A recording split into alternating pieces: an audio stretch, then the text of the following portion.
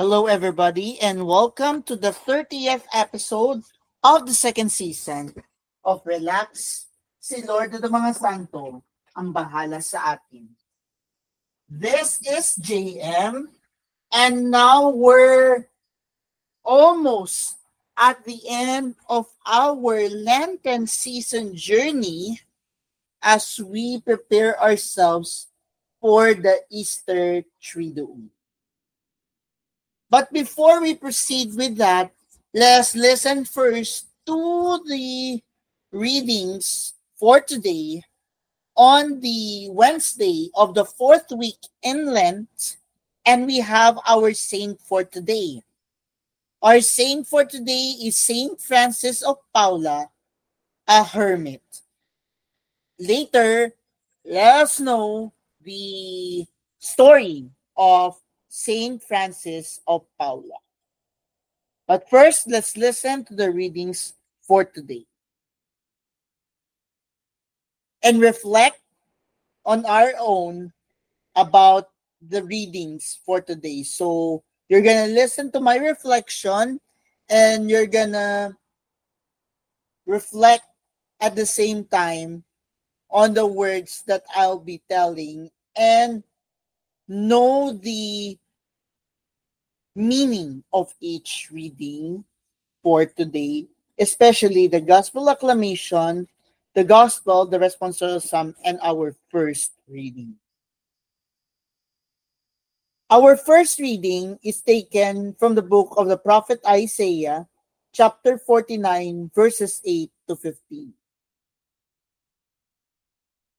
A proclamation from the book of the prophet Isaiah. Thus says the Lord, in a time of favor, I answer you.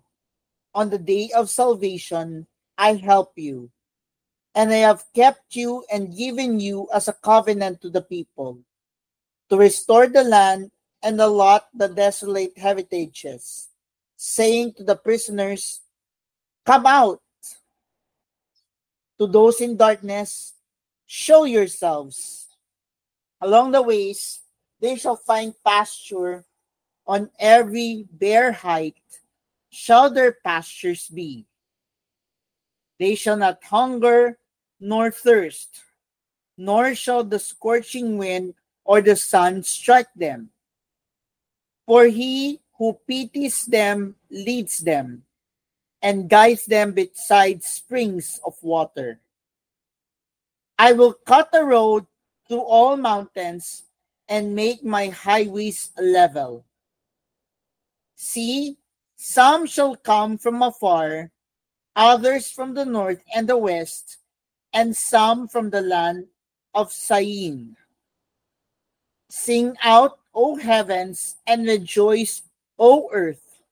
Break forth into song, you mountains, for the Lord comforts his people and shows mercy to his afflicted. But Zion said, the Lord has forsaken me. My Lord has forgotten me. Can a mother forget her infant, be without tenderness for the child of her womb? Even should she forget, I will never forget you. The word of the Lord. Thanks be to God. Our response to the responsorial psalm is, the Lord is gracious and merciful. The Lord is gracious and merciful. The Lord is gracious and merciful, slow to anger and of great kindness. The Lord is good to all and compassionate toward all his works. The Lord is gracious and merciful. The Lord is faithful in all his words and holy in all his works. The Lord lifts up all who are falling and raises up all who are bowed down. The Lord is gracious and merciful. The Lord is just in all his ways and holy in all his works. The Lord is near to all who call upon him, to all who call upon him in truth. The Lord is gracious and merciful. I am the resurrection and the life, says the Lord. Whoever believes in me will never die. Now, let's listen to the gospel for today, and it's taken from the Gospel of St. John, chapter 5, verses 17 to 30. A proclamation from the Holy Gospel according to St. John. Glory to you, O Lord.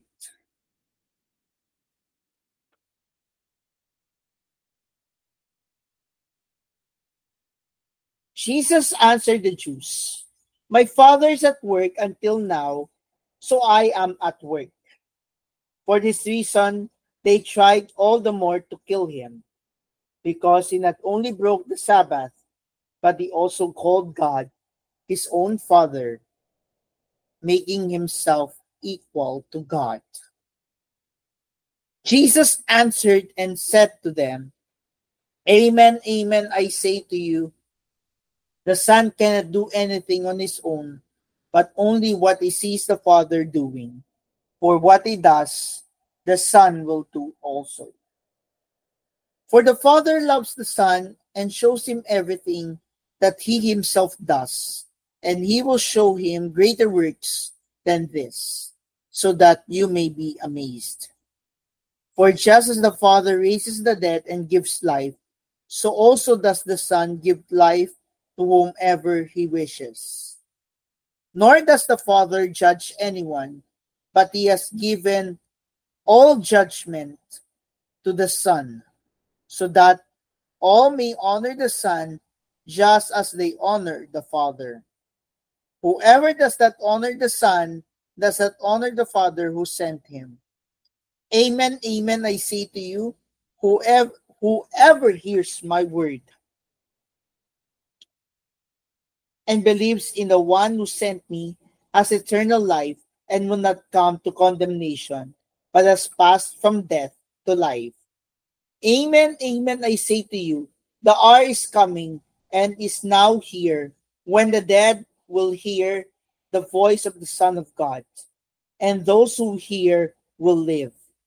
For just as the Father has life in himself, so also he gave this to the Son the possession of life in himself. And he gave him power to exercise judgment, because he is the Son of Man. Do not be amazed at this, because the hour is coming in which all who are in the tombs will hear his voice and will come out, those who have done good deeds to the resurrection of life, but those who have done wicked deeds to the resurrection of condemnation. I cannot do anything on my own. I judge as I hear, and my judgment is just, because I do not seek my own will, but the will of the one who sent me. My dear friends, my fellow relaxers, this is the good news of our salvation.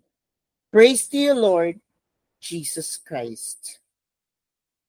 Now, it seems likely that the readings for the Wednesday of the fourth week in Lent focus on God's enduring love and the promise of eternal life through faith in Jesus.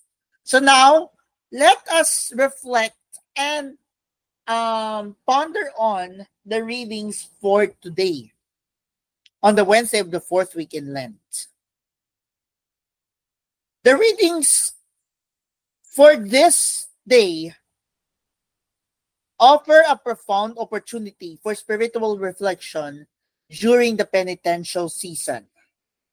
They highlight God's unwavering compassion and the call to believe in Jesus for eternal life, resonating with Lenten practices of repentance and renewal. So, let us observe carefully each reading for today.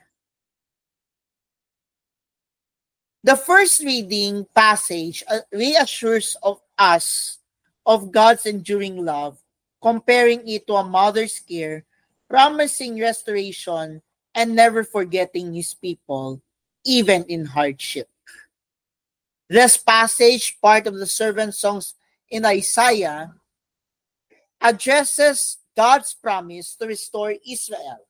It includes, when we read about verses 8 to 10, it answers at a favorable time, helping and forming a covenant, restoring the land and freeing prisoners, symbolizing salvation and renewal. While the verses 11 to 15 depicts us the imagery of a mother not forgetting her nursing child, that illustrates God's unwavering love. With the assurance, I will never forget you, offering comfort in times of abandonment. What does this reading mean? As noted is in Reflections from Young Catholics, this first reading emphasizes God's compassion likened to maternal care, providing hope during Lenten hardships. Our responsorial psalm praises God's mercy and kindness, emphasizing his support for those who call upon him, reinforcing trust in divine compassion. Now, how do we depict that? The psalm with the refrain, "The Lord is gracious and merciful," highlights that in verse 8 to 9, God's kindness and mercy, slow to anger, and rich in compassion. Verse 13 to 14 depicts us his faithfulness, or God's faithfulness and support for the fallen, lifting them up. And finally, on the verse 17 to 18, it depicts that God's holiness and nearness to all who call upon him in truth. This reinforces the theme of divine mercy, encouraging trust and prayer as seen in liturgical reflections. Our gospel acclamation taken from the Gospel of St. John, chapter 11, verses 25a to 26. Jesus declares, "I am the resurrection and the life. Whoever believes in me will never die," offering hope and a call to faith. It offers a profound promise of eternal life through faith in Jesus, setting the stage for the gospel reading and aligning with Lenten hope for resurrection. Now, what about the gospel? The gospel explains that Jesus explains his unity with the Father, giving life and judging, promising eternal life to those who hear and believe, urging active faith during Lent. Now, what does this mean? The Father is always working, and so is he, doing only what he sees the Father doing, emphasizing unity in verses 17 to 19. While the verse says 20 to 29 explains to us that the Father has given him authority to give life and judge, with those hearing and believing passing from death to life. While verse 30 explains to us that Jesus judges as he hears, seeking the Father's will, highlighting obedience and mercy. Reflections such as from Word on Fire notes Jesus as a judge of mercy, offering salvation through obedience, resonating with Lenten calls to faith. Now, we have heard all the readings through our context and date confirmation. Now, how do we depict all of that in one thing? But before that, Given the current date is April 1, April 2 aligns with Wednesday of the fourth week in Lent. To confirm that Easter Sunday in 2025 is April 20, with Ash Wednesday on March 5, leading to the fourth week including April 2 as calculated from the liturgical calendar. And that day corresponds to the provided readings verified through the USCCB daily readings. So that's about the date confirmation. Now let's proceed to the connection of all the readings for today and its relevance to the Lenten season. So, we can provide 3 points of all the readings for today to depict the meaning of the Wednesday of the fourth week in Lent. First is that there is some God's enduring love. Yes. Isaiah's maternal imagery and the Psalm's mercy highlight God's constant presence, comforting during Lenten penance.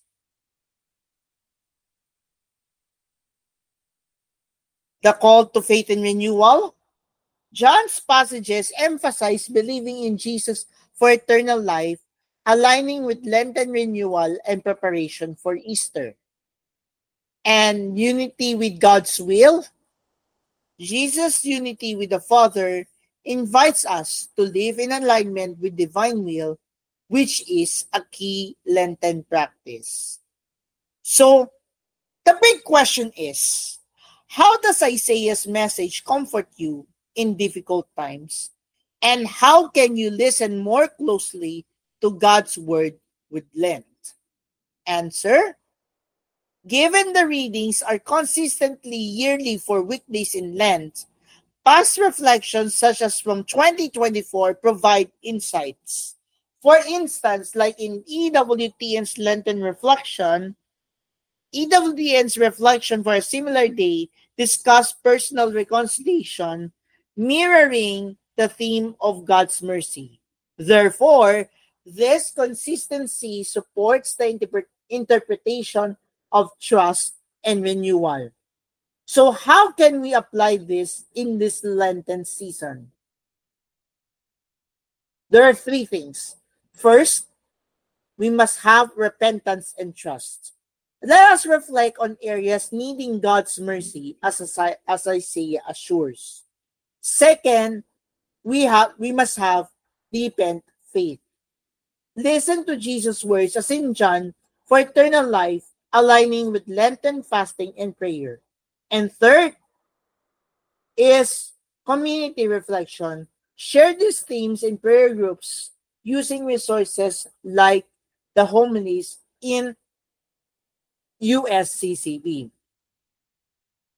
Now, to summarize it up, we have a table shown here that in the first reading, depicting verse 15, I will never forget you, reminds us of God's unfailing compassion and restoration. While in the responsorial psalm, most especially on the response to responsorial psalm, which is the Lord is gracious and merciful, it depicts God's mercy and support for the fallen. While in the gospel acclamation, which depicts I am the resurrection, promises of us the eternal life through faith. And when it comes to the gospel for today, with verse 24, has passed from death, reminds us that we unite with the Father and we believe that life through belief is there. So another interesting detail is the consistency of weekday Lenten readings across years. unlike Sunday cycles, ensuring a stable reflection base as seen in liturgical resources. So, in conclusion, this reflection for the Wednesday of the fourth week in Lent, grounded in the provided readings and supported by Catholic resources, offers a comprehensive guide for today, Wednesday, the 2nd of April, encouraging trust in God's mercy, faith in Jesus, and Lenten renewal suitable for personal and communal devotion. Before we end our episode for today, let us listen to the short story about our saint for today, which is Saint Francis of Paula, Hermit. Francis of Paula was born in Italy in 1416. He was educated in a Franciscan friary, and following a pilgrimage to Rome in his teens, he became a hermit in a cave near Paula.